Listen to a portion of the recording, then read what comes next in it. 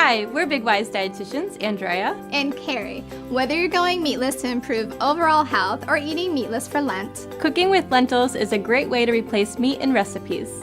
Stuffed peppers. Sauté onion, leek, and thyme with butter. Add mushrooms, then lentils. Deglaze mixture with wine, then set aside. In a bowl, combine bread, lentil mixture, cooking stock, salt, and pepper. Stuff peppers with prepared mixture.